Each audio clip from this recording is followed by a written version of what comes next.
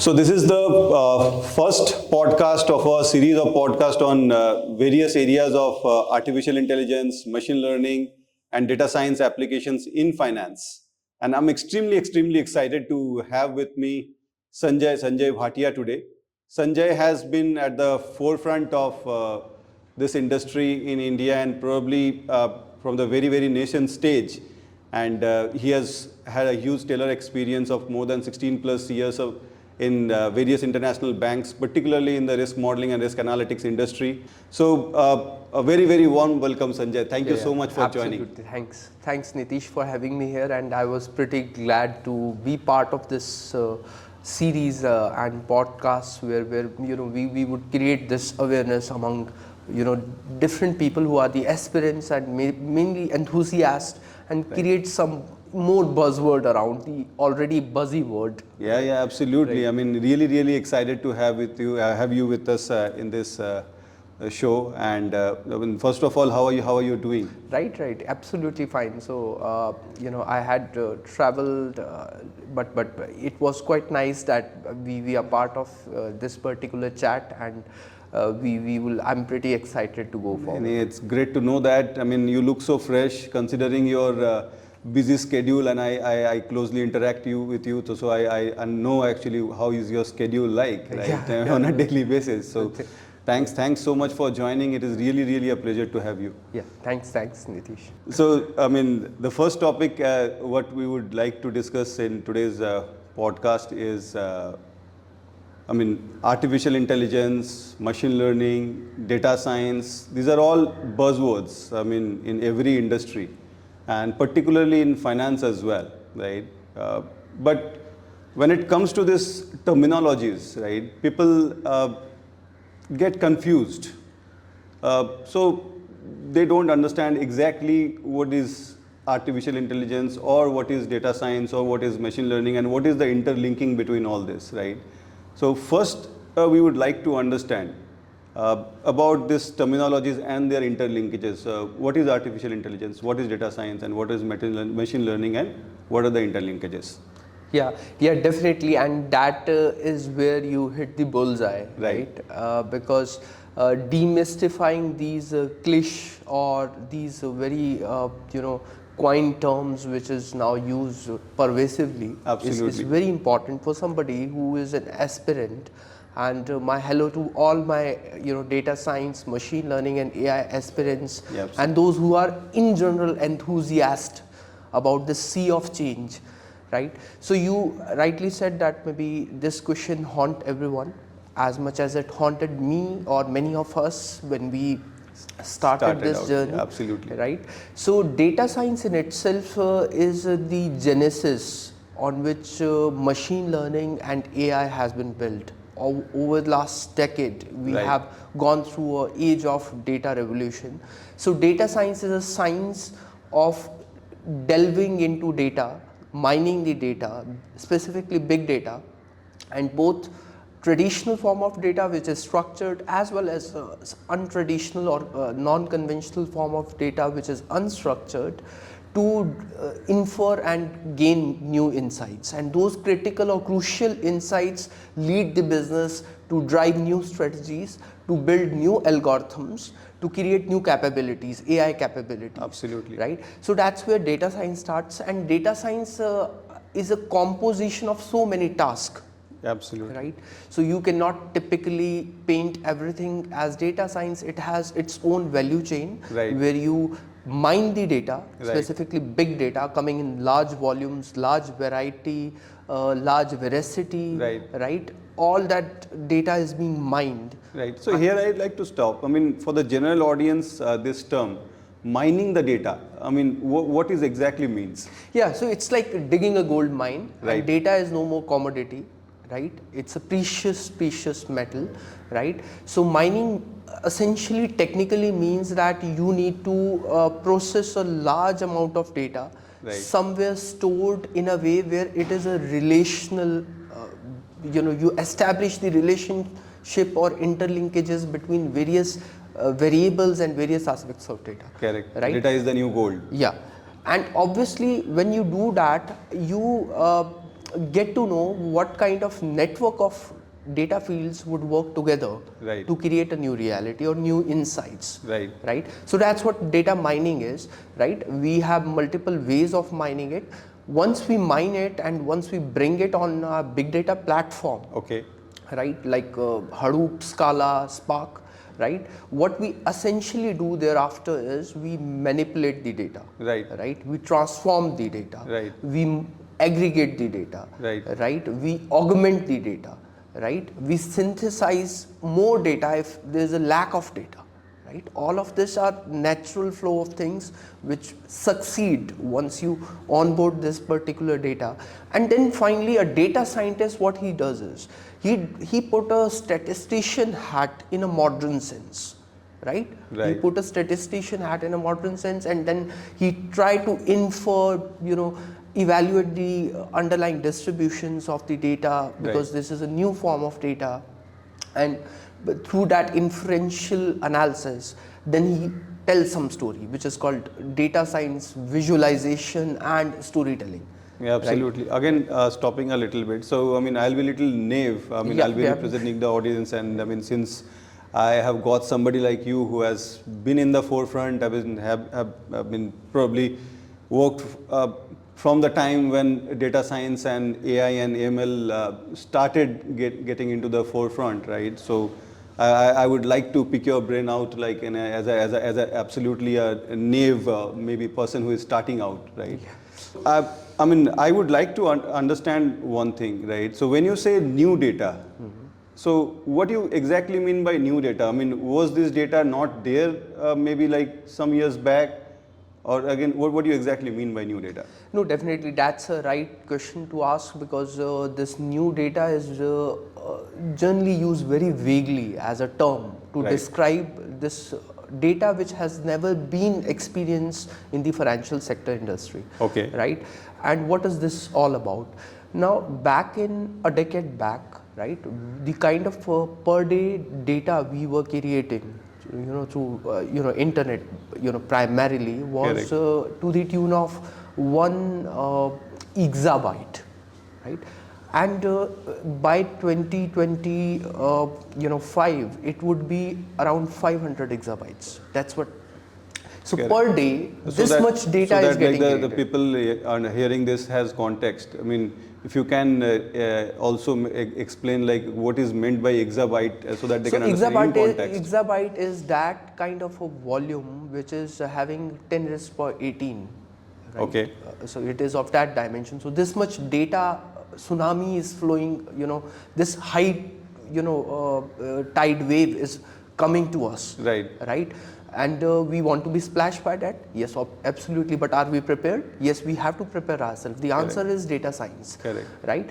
Now, this data, and the second challenge is this data is coming in unstructured form.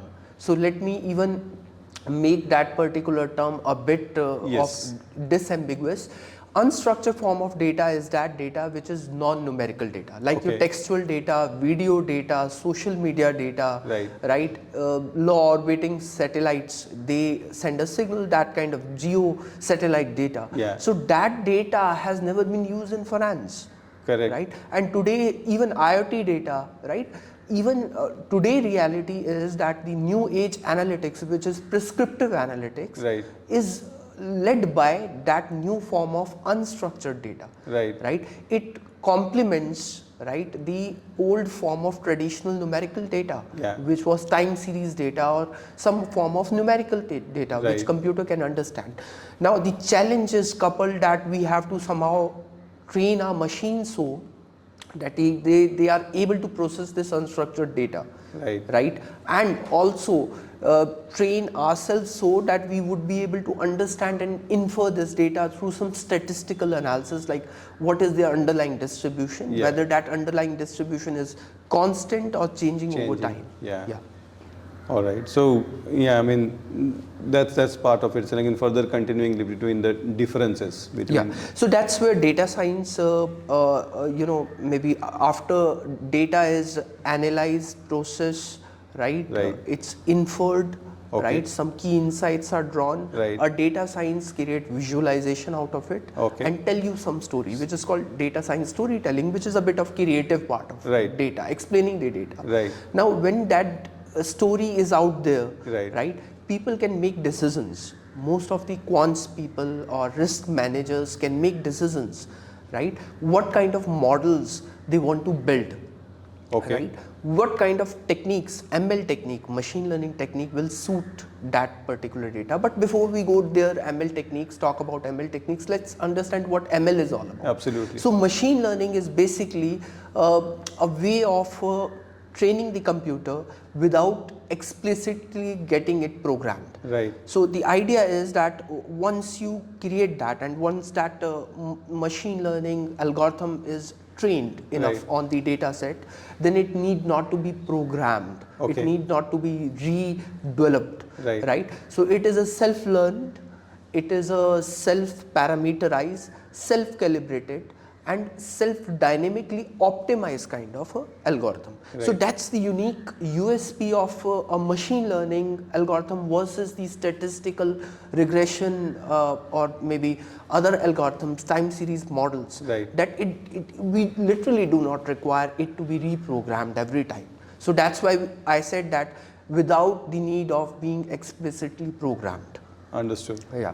So that's once we have machine learning in place. Now, there's a lot more confusion between machine learning and AI, and that is part of not only other people in general have this feel that they are very interchangeably used and they have quite a lot of overlap. But I also feel so. As a practitioner, there's a debate among us academicians, practitioner, how to maybe draw a line between ML and AI. So in finance, literally, there's not a line. It is very blurred line, right?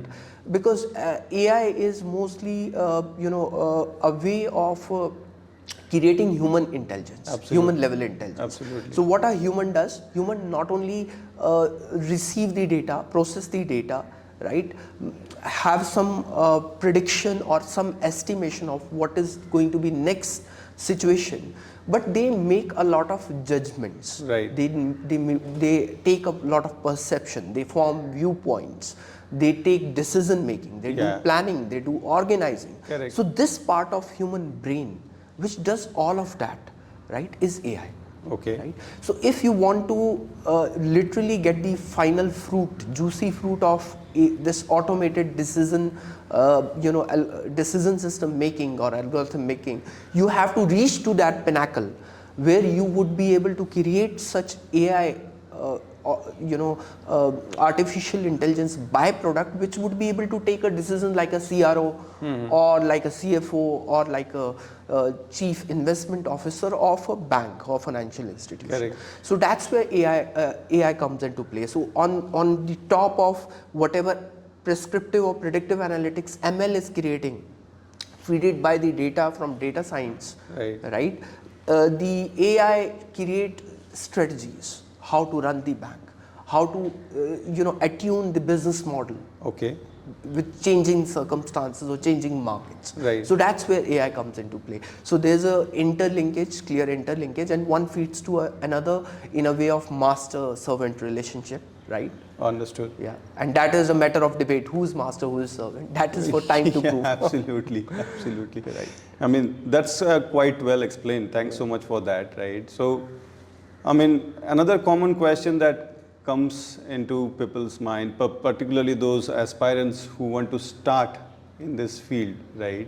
So how to go about it? What is the background that they require to enter into this field of maybe data science and machine learning? And as you said, I mean, AI and ML are like interusable terms. So, I mean, how do people? What are the backgrounds required? I mean, they've been. People are at various levels. Some are like just after their 12th. Then there are people who are like maybe in their graduation. And then there are people who have just maybe done their masters. And also there are people who are already in the industry, but given the prominence that this field is gaining, right? So, I mean, they might be from different background, working. So they also want to enter into this field. So in general, what are the skill sets or what are the things that one should focus on learning to start in this industry? And that's pretty much the most relevant question, because for somebody, Right. who doesn't know their starting point, Correct. right, they are completely overwhelmed and lost in the woods. Yeah, absolutely. Seeing I mean, in today's world, there are so much of information, so which is a boon as well as a bane. Because, like again, I mean, unless you don't know exactly what is required, you can be like lost in the maze. Yes. So yeah, I mean, please, if you can guide us. Yeah, so basically, essentially, because all these areas are thread binded and they work as part of the same value chain Right. of creating a intelligent machines or Right. intelligent algorithms, Yeah. right, which are self-autonomous in a Right. sense. Self-autonomous is a key word, right? So what essentially we generally need people to focus on is statistics, probability, mathematics. Okay. The key lies there, because each of these very technique, how they handle data, right, how maybe they manipulate data, Right. how they transform data, Right. how they create different artifacts of data, Correct. is based out of statistics.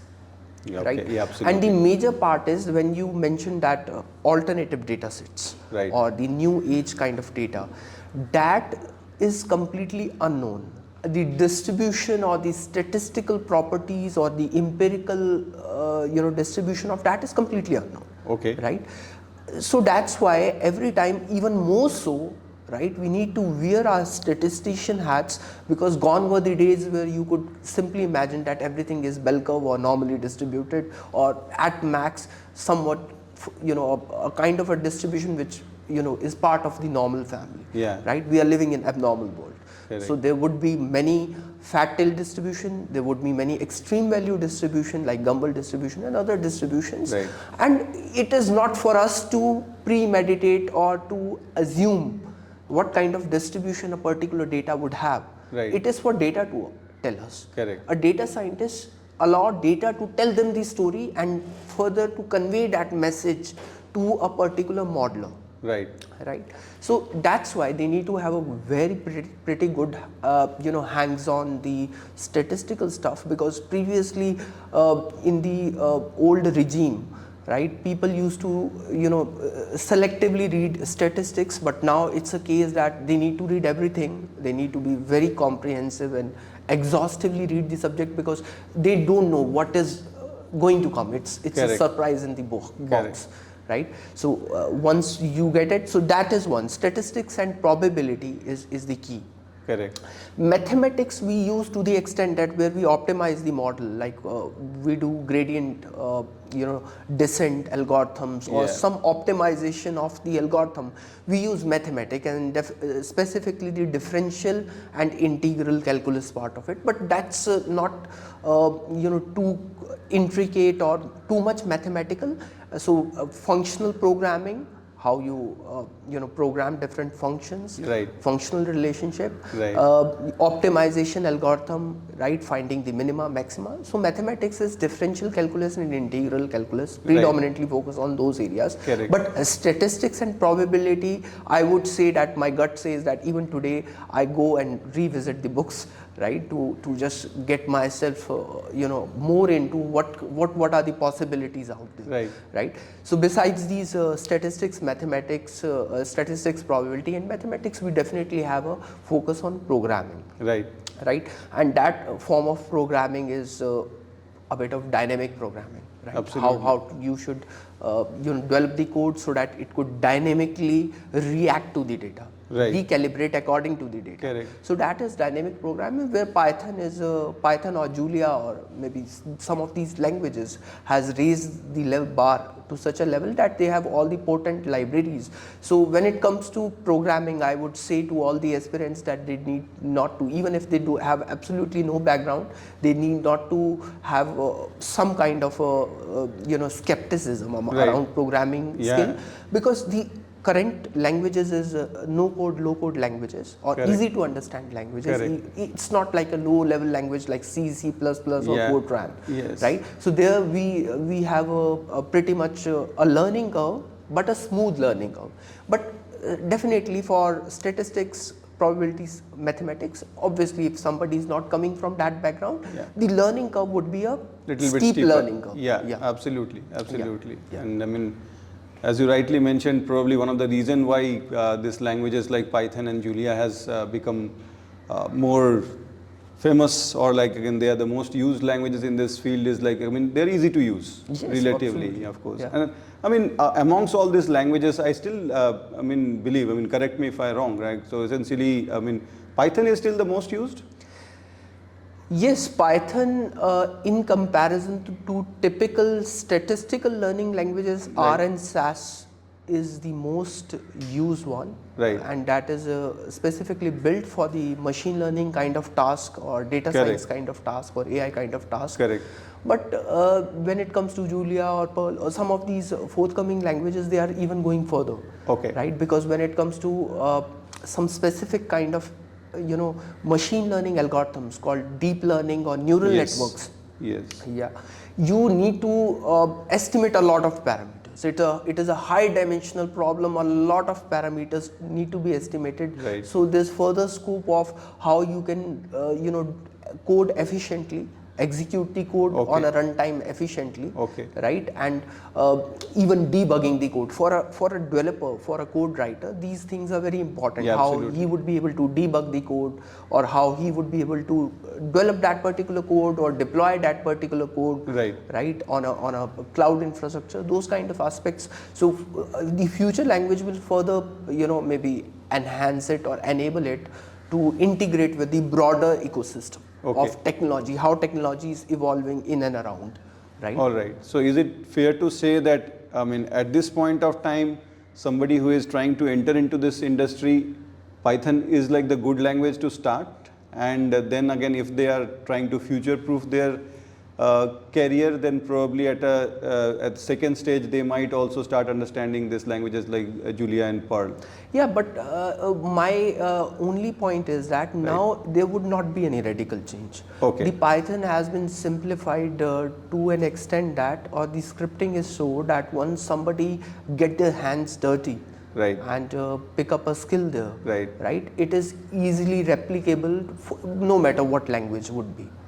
Okay. It would be few tweaks and few delta kind of, so there would be a delta approach while moving from one programming language which is prevalent today like Python, or maybe any future programming languages, Right. but it would not be as radical as we have seen over Understood. the years. So basically, like again, it's like saying if they have a background in one language, it Yeah. will be easy to actually pick up the Yes. a language which, I mean, is used in the future. That is like Yeah, what you are absolutely, trying to say. absolutely. Yeah. Okay. So with that, we will conclude this episode in our IIQF podcast series on artificial intelligence, machine learning, and data science in finance. I think we had a great idea about how to start a career, what are the skill sets required, what is the knowledge areas that one has to concentrate on, right? We will, of course, discuss a lot more about all this field, I mean, the career trajectory and about like the roles and responsibilities. For the audience, the next episode of this podcast series will be absolutely focused on the career trajectories and the roles and responsibilities in the industry. So, I mean, I think that would be a very important episode for you all to understand this field, and then how interesting and exciting this field is as a career wise. So please keep following us. See you in the next episode on the podcast on career trajectory in data science and machine learning applications in finance. Thank you.